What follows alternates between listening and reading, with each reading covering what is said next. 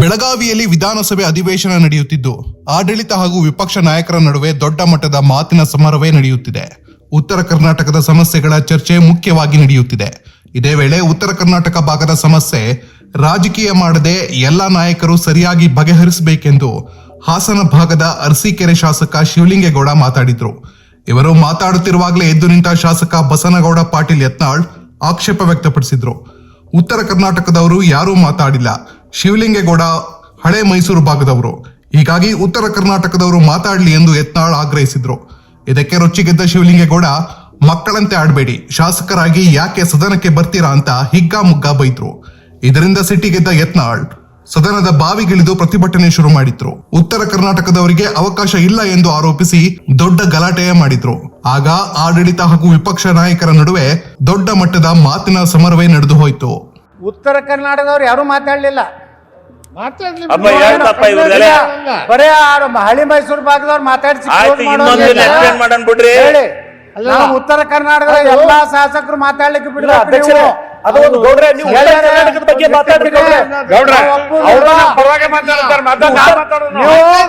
ನೀವು ಹಳೆ ಮೈಸೂರು ಭಾಗದ ಉತ್ತರ ಕರ್ನಾಟಕದವರು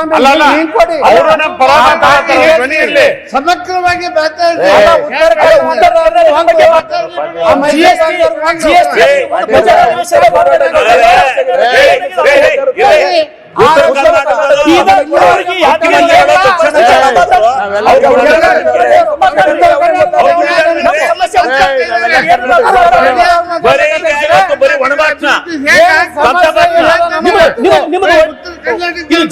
ಮಾತಾಡ್ಬೇಕಾಗಿಲ್ಲ, ಎಲ್ಲರೂ ಮಾತಾಡ್ಲಿ.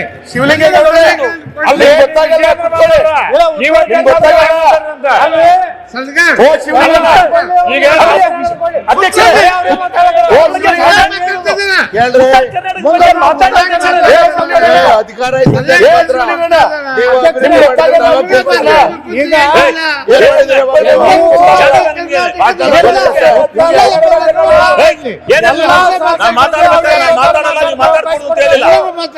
ನಿಮ್ಗೆ ನೀವು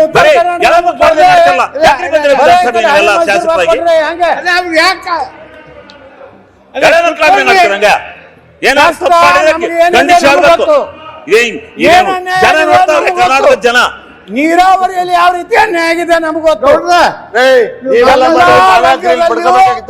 ಉತ್ತರ ಕರ್ನಾಟಕಕ್ಕೆ ಉತ್ತರ ಕರ್ನಾಟಕದ ಬಗ್ಗೆ ಅವ್ರಿಗೆ ಏನ್ ಗೊತ್ತು?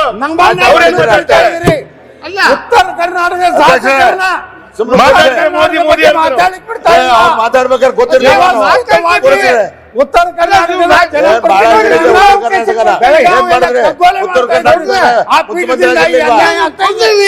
ಎಲ್ಲೋಗಿದ್ರೆ ಅವಕಾಶ ಕೊಡಬೇಕು. ಆಯ್ತು, ನೆಕ್ಸ್ಟ್ ಕುಂಡ್ರಲಕ್ ಬಂದಿಲ್ಲ. ನಮ್ಮ ನಾಯಕ ಮಾತಾಡಕ್ಕೆ ಅವಕಾಶ ಕೊಟ್ಟರೆ ನೀವು ಕುಂದಿರ್ಬೇಕು. ಉತ್ತರ ಕರ್ನಾಟಕ ಒಮ್ಮೆ ಅವ್ರು ಮಾತಾಡ್ಲಿ, ದಕ್ಷಿಣ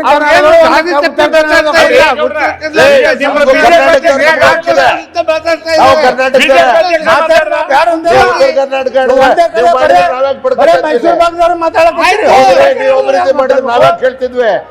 ನೀವೇನ ಮಾಡಿಲ್ಲ, ಇಲ್ಲಿ ಸುಮ್ಮನೆ ಕಷ್ಟ ಇದೆ ನಾವು ಹೇಳ್ಕೊತೀವಿ. ಮಾಡಿ ಅಭಿವೃದ್ಧಿ ಶಿವಲಿಂಗೇಗೌಡ್ರೆ ನಿಮ್ಗೆ ಅರ್ಥ ಕೊಬ್ಬರಿ ಕೊಬ್ಬರಿ ಅಲ್ಲ, ಕೊಬ್ಬರಿ ಅಲ್ಲ. ಕರ್ನಾಟಕದವ್ರು ಕೊಡ್ತೀನಿ.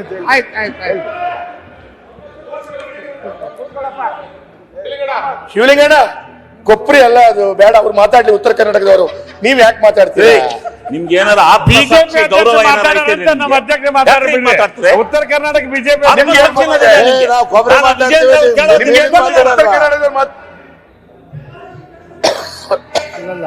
ಅವರು ಏನು ನಿಮಗೆ ಇದು ಬೇಕು? ಏನು ಮಾತಾಡಕ್ಕೆ ಉತ್ತರ ಹಂಗಾರೆ ದಕ್ಷಿಣ ಕರ್ನಾಟಕ ದುಡ್ಡು ಬೇಡ ಅವ್ರಿಗೆ?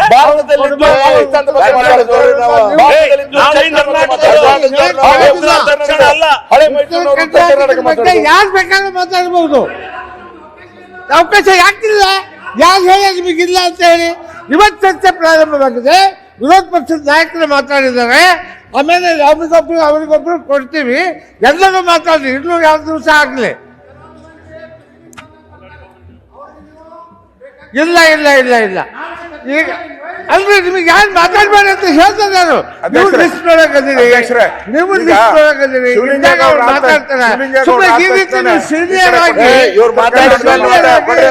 ನೀವೆಲ್ಲ ಆ ರೀತಿ ಮಾಡಬಾರ್ದು. ನೀವು ಸೀನಿಯರು, ನೀವು ಸಮಾಜಕ್ಕೆ ಗೌರವ ತರುವ ರೀತಿಯಲ್ಲಿ ಬಂದು ಬಾವಿ ಬೀಳೋದು ನಿಮ್ಮ ಒಬ್ಬ ಹಿಡಿತಕ್ಕೆ ಇದು ಸರಿಯಾದ ನೀವು ಸರಿಯಾದ ರೀತಿಯಿಂದ ನೀವು ಕುತ್ಕೊಳ್ರಿ. ನಾನು ಅವ್ರು ಉತ್ತರ ಕರ್ನಾಟಕದಾಗ ಮಾತಾಡ್ಬೇಕು ಅಂತ ಎಲ್ಲೈತಿ? ಯಾರು ಬೇಕಲ್ಲ ಅಲ್ರಿ ಈಗ ಅಲ್ಲಲ್ಲ ಎಲ್ಲರೂ ಮಾತಾಡ್ಲಿ, ಮಾತಾಡಕ್ಕೆ ಅವಕಾಶ ಕೊಡ್ತೀನಿ ಅಂತ ಹೇಳಿ ಅಲ್ಲ. ಇಲ್ಲಿಂದ ಒಬ್ಬರು ಮಾತಾಡಿದ್ಮೇಲೆ ಅಲ್ಲಿಂದ ಒಬ್ಬರು ಮಾತಾಡ್ತೀವಿ. ಎಲ್ಲರಿಗೂ ಸಮಾನವಾಗಿ ಯಾರ್ಯಾರಿಗೆ ಏನೇನು ಕೊಡ್ಬೇಕು ಅದನ್ನು ಕೊಡ್ತೀವಿ. ಯಾಕೆ ನಾವು ಕರ್ನಾಟಕದವರಲ್ವಾ? ಅಲ್ಲ ಉತ್ತರ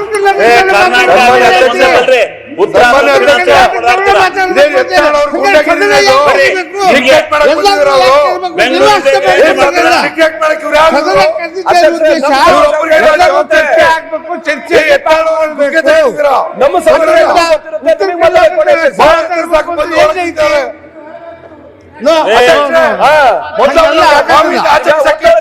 ನಮ್ಮ ಬೇರೆ ಟೈಮಲ್ಲಿ ಮಾತಾಡ್ಕೊಳ್ಳಿ.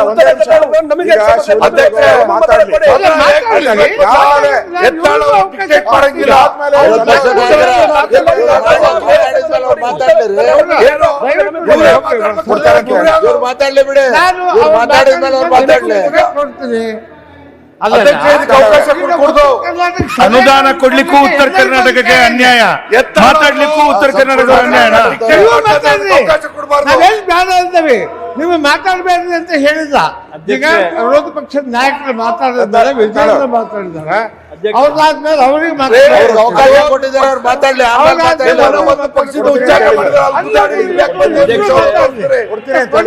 ಈಗ ಅವರ ಅವಕಾಶ ಕೊಟ್ಟಿದ್ದೀರಿ, ಮಾತಾಡ್ಲಿ. ಆಮೇಲೆ ಅವರೇ ಪಾಟೀಲ್ ಮಾತಾಡ್ಲಿ. ಅವರಲ್ಲಿ 3 ಗ್ರೂಪ್ ಅದಾವ. ವಿಜೇಂದ್ರ ಸಾಹೇಬ್ ಮಾತಾಡಿದ್ರು, ನಮ್ಮ ನಾಯಕರು ಮಾತಾಡಿದ್ರು. ಮಾತಾಡ್ರಿ, ಇರ್ಲಿ ನಿಮ್ ಸರಿ ಇದೆ, ಮುಂದುವರ್ಸ್ರಿ. ಕುತ್ಕೊಳ್ರಿ, ನೀವು ಕುಂದ್ರಿ, ಕುತ್ಕೊಳ್ರಿ. ಅವ್ರು ಹೋಗ್ತಾರೆ ಬಿಡಿ, ಅವ್ರು ಮಾತಾಡ್ರಿ, ಗೌಡ್ರು ಮಾತಾಡ್ರಿ. ಮಾತಾಡಿದಂತ ಎಲ್ಲರೂ ಸ್ವಲ್ಪ ಈ ದೇಶದಲ್ಲೇ ತಂದಿರ್ತಕ್ಕಂಥ ಗ್ಯಾರಂಟಿ ಯೋಜನೆನ ಉತ್ತರ ಕರ್ನಾಟಕದ ಭಾಗಕ್ಕೆ ಎಲ್ಲೋ ಅಡಚಣೆ ಆಗಿದೆ ಅನ್ನೋ ರೀತಿಯಲ್ಲಿ ಹಣಕಾಸು ಏನೋ ಆಗಿದೆ ಅಂತೇಳಿ ಮಾತಾಡಿದ್ರು. ಗ್ಯಾರಂಟಿ ಯೋಜನೆ ಈ ದೇಶದ ಬಡವರಿಗೋಸ್ಕರ, ಯಾರು ನಿಜವಾದಂತ ಪ್ರಾಮಾಣಿಕವಾಗಿ ಆರ್ಥಿಕವಾಗಿ ಮೇಲಕ್ಕೆ ಬರಬೇಕು, ಸಾಮಾಜಿಕವಾಗಿ ಮೇಲಕ್ಕೆ ಬರಬೇಕು, ಅದಕ್ಕೋಸ್ಕರ ಇವತ್ತು ನಾವು ಗ್ಯಾರಂಟಿ ಯೋಜನೆಯನ್ನ ತಂದು ಜನತೆಗೆ ಕೊಟ್ಟು ಜನತೆಯ ವಿಶ್ವಾಸವನ್ನ ಗಳಿಸಿದ್ವಿ. ಆದ್ರೆ ನೀವು ಅದನ್ನ ಟೀಕೆ ಮಾಡಿ ಇದು ಮಾಡ್ತಾ ಇದ್ರಿ. ಆಯ್ತು, ನಮ್ಮನ್ನು ಟೀಕೆ ಮಾಡಿ ಸ್ವಾಮಿ, ನಿಮ್ಮದೇ ಪಕ್ಷ ಬಿಹಾರದಲ್ಲಿ ಯಾಕೆ ಸ್ವಾಮಿ ಎಲೆಕ್ಷನ್ ಮೊದಲೇ 10,000 ಹಾಕಿರಿ? ಉತ್ತರ ಕರ್ನಾಟಕ ಉತ್ತರ ಕರ್ನಾಟಕ ಅಲ್ಲ, ಉತ್ತರ ಕರ್ನಾಟಕ ನೀವು ಟೀಕೆ ಮಾಡಿರಲ್ಲ, ಅದಕ್ಕೆ ಹೇಳಿದೆ. ಉತ್ತರ ಕರ್ನಾಟಕ ಆಮೇಲೆ ಅಲ್ಲ ರಾಜಕಾರಣ ಆಮೇಲೆ ಉತ್ತರ ಕರ್ನಾಟಕ ಮಾತ್ರ ಮಾತಾಡಿ ಸಾಕಿಗೆ. ರಾಜಕಾರಣ ಆಮೇಲೆ ಮಾತಾಡ್ರಿ. ಮಹಾರಾಷ್ಟ್ರದಲ್ಲಿ ಕೊಟ್ಟಿದ್ದೀರಿ, ಎಲ್ಲಾ ರಾಜ್ಯದಲ್ಲೂ ಕೊಟ್ಟಿದ್ದೀರಿ, ಮತ್ತಿಲ್ಲಿ ಬಂದು ಗ್ಯಾರಂಟಿ ಸರಿ ಇಲ್ಲ ಅಲ್ಲಿ ಹೇಳಿ ಅವ್ರಿಗೆ.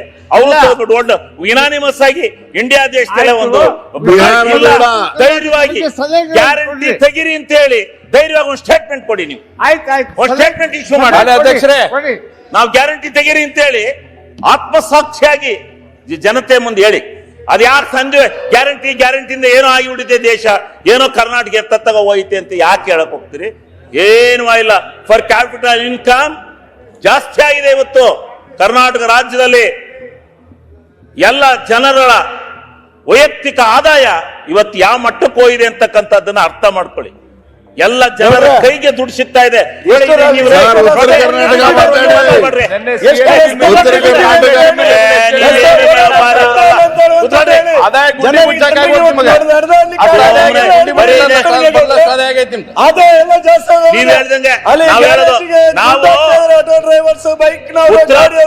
ಕರ್ನಾಟಕಕ್ಕೂ ಗ್ಯಾರಂಟಿ ಕೊಟ್ಟಿದ್ದೀವಿ. ಉತ್ತರ ಕರ್ನಾಟಕದಲ್ಲೂ ಕೂಡ ಜನ ಬಹಳ ಸೌಖ್ಯವಾಗಿದ್ದಾರೆ, ಬಹಳ ನೆಮ್ಮದಿಯಿಂದ ಇದ್ದಾರೆ. ಆ ಗ್ಯಾರಂಟಿ ಯೋಜನೆಯನ್ನ ಅಕ್ಸೆಪ್ಟ್ ಮಾಡ್ಕೊಂಡು ಆಯ್ತಪ್ಪ, ಯಾರಾದ್ರೂ ಒಬ್ಬ ಫಲಾನುಭವಿತವ ಗ್ಯಾರಂಟಿ ಯೋಜನೆ ತೊಂದರದು ಸಿದ್ದರಾಮಯ್ಯ ಸರ್ಕಾರ ಸರಿ ಇಲ್ಲ ಅಂತ ಹೇಳಿ ನೀನ್ ಹೇಳ್ಸಪ್ಪ, ನಿಮ್ ಬಿಡಿ ನಿಮ್ ಬಿಜೆಪಿಯವ್ರನ್ನ ಬಾಕಿಯವ್ರು ಹೇಳ್ಸ್ರಪ್ಪ. ಅವ್ರು ತಗೊಂಡ್ ತಿಂತಾವ್ರೆ, ಅವರೆಲ್ಲ ತಗೊಂಡು ಉಪಯೋಗಿಸ್ತವ್ರೆ, ಅವ್ರನ್ನ ಯಾಕೆ ನೀವು ಟೀಕೆ ಮಾಡ್ತೀರಿ? ಗ್ಯಾರಂಟಿ ಯೋಜನೆ ಕೂತ್ಕೊಳ್ರಿ ಸುರೇಶ್ ಗೌಡ್ರೆ, ನೀವು 4-5 ಜನ ನಾನ್ ಭಾಷಣ ಮಾಡಕ್ಕಿದ್ರೆ ನಿಮಗೆ ತಡೆಯಕ್ಕೆ ದಯವಿಟ್ಟು ಸರ್ವೆ ಯಾವಾಗ ಶ್ರೀಮಂತರಿಗೆ ಯಾಕೆ ಕೊಡ್ತೀರಾ ನೀವು? ನನಗೂ ಬಸ್ ಫ್ರೀ,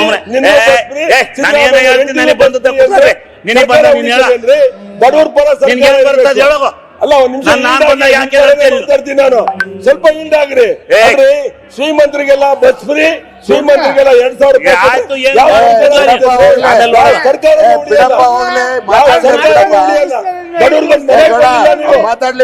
ಮನೆ ಕೊಡಕ್ಕೆ ಯೋಗ್ಯತೆ ಇಲ್ಲ ನಿಮ್ಗೆ.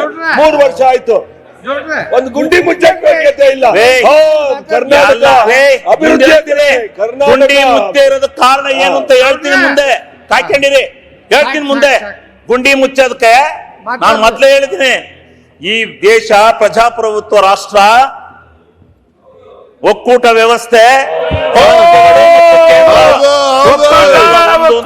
ಭಾವನೆ ಹೋಗ್ಬೇಕು, ಒಂದಾಗಿ ಬಾಳ್ಬೇಕು ಅಂತ ಹೇಳಿ ಅಂಬೇಡ್ಕರ್ ಸಂವಿಧಾನ ಬರೆದೋಗಿದ್ದಾನೆ. ಸಂವಿಧಾನ ಅಂಬೇಡ್ಕರ್ ಗೊತ್ತಾಯ್ತಾ? ಕಿತ್ತಾಡಿ ಅಂತ ಬರ್ದಲ್ಲ ರೀ, ರಾಜ್ಯನೇ ಬೇರೆ ಕೇಂದ್ರನೇ ಬೇರೆ ಮಲ್ಕಾಯಿ ಧೋರಣೆ ಮಾಡ್ಕೊಂಡು ಈ ದೇಶ ಹಾಳು ಮಾಡಿ ಅಂತ ಹೇಳಿ ಅಂಬೇಡ್ಕರ್ ಸಂವಿಧಾನ ಬರ್ದಲ್ಲ, ಬಹಳ ಸಮಗ್ರವಾಗಿ ಬರ್ದೋಗ್ಯಾರೆ. ಅವೆಲ್ಲ ಒಂದಾಗಿರ್ಬೇಕು.